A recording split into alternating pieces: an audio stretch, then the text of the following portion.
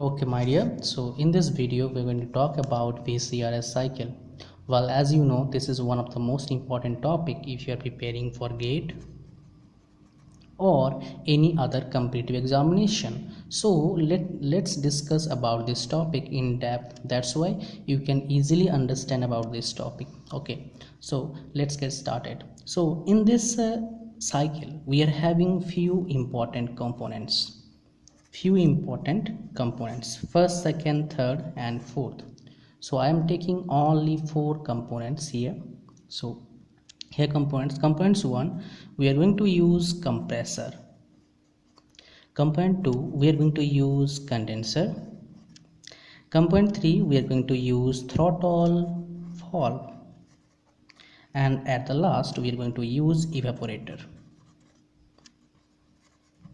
So these three components we are going to use in this system, VCRS system, and each and every component having different reason to use. So let's draw a diagram of a VCRS cycle, which usually you see on book or maybe internet. So here is the diagram. Suppose that we just going to draw this diagram. All right. Okay, now here another box, just close this box. Then here another, we are going to draw throttle valve, then evaporator, then we'll connect these lines.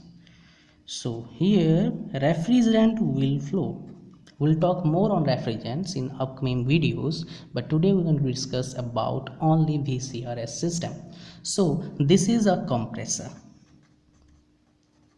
I don't to write because 1 is compressor, 2 is condenser, 3 is throttle valve and 4 is evaporator. So these four components I have used in this VCRS cycle. So in this cycle, what we do in this cycle, we study this cycle in case of refrigeration and air conditioning subject basically. Okay, now what is happening here basically? So let me share with you. In this line we are following, we are helping a refrigerant to flow. Okay, now here let's get started with the first one. In this here, here compressor, what is doing compressor here? So here compressor is increasing temperature and pressure of the refrigerant flowing through this pipe. Getting me? Now after increasing temperature and pressure of this compressor, the refrigerant will get into the condenser.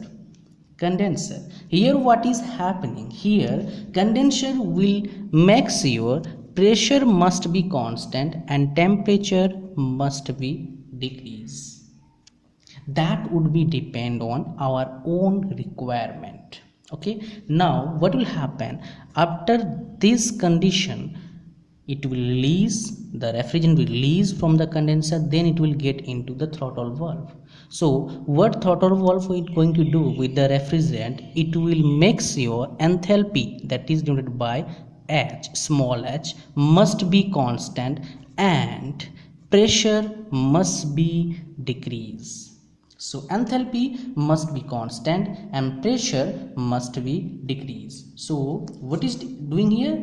Enthalpy constant and pressure must be decreased. Then again evaporator. This is one of the most important component.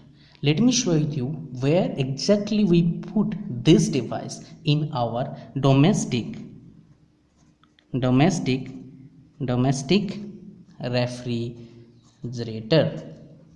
So suppose that this is a domestic refrigerator. We're having, this is a deep fridge. Basically we are having the evaporator in this deep freeze only. So basically cooling taking place here, then cooling moves from here to here. Why? Because of thermodynamic second law. What it states? It states that heat always flow from higher temperature to lower temperature. So basically if this side will be very lower, then what will happen? This side heat will flow this side, and then after some time we'll get very good colder condition here. That's why we also have some cases inside the refrigerator on the bottom side, I mean after evaporator. Okay, so this is important. So exactly evaporator, what evaporator is doing, evaporator is absorbing heat inside the refrigerator. That means temperature will be increased, because if heat will be increased then temperature will be increased, because temperature is degree of hotness or coldness. To measure the system condition or as degree of hotness or coldness. So this is all about temperature. So what will happen in case of food, the temperature will increase and pressure will be constant.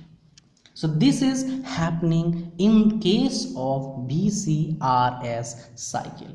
Now another thing, one of the most important thing I haven't shared with you till now in case of BCRS cycle, that is a diagram.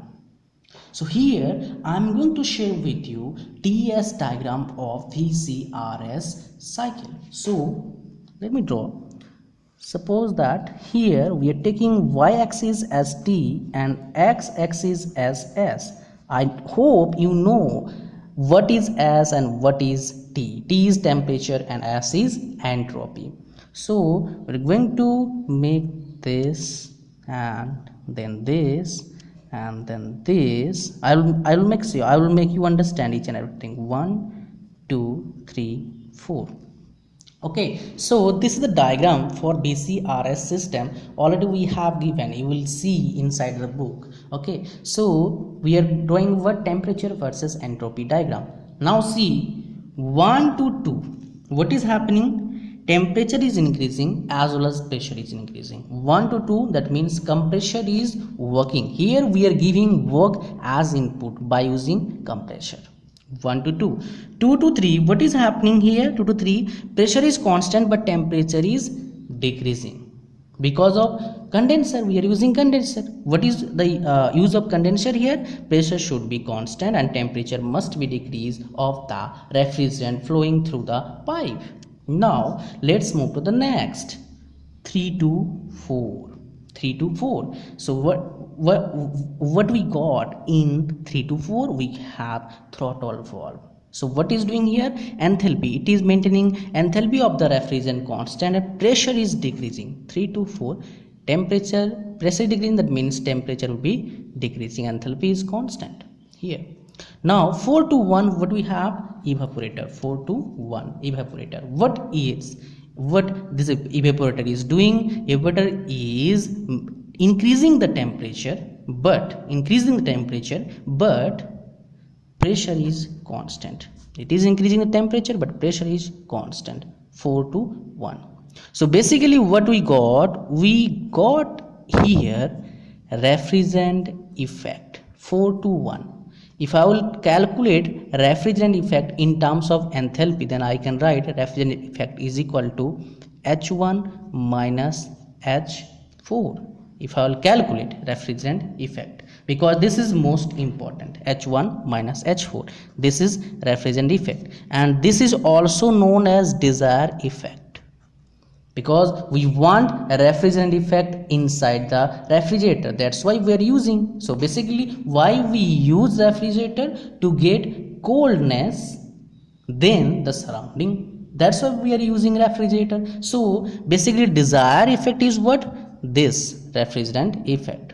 Now we know that as I have already shared with you COP of the refrigerator. Here we are using VCRS. So COP, coefficient of performance of VCRS cycle, is what? Desired effect upon work input. Here we are giving work input by using compressor. So work input would be what in terms of enthalpy? Work input would be H2 minus H1. So we can write H1 minus H4 by H2 minus H1 is the formula for finding out COP of BCRS cycle. I hope you understand each and everything. If you don't understand, by watching once, watch this video twice and thrice, and it is up to you how many times you wanted to watch. But remember, my dear, this is one of the most important topic for refrigeration and air conditioning subject. Well, thanks for watching. Hope to see you again in my next video. Bye bye.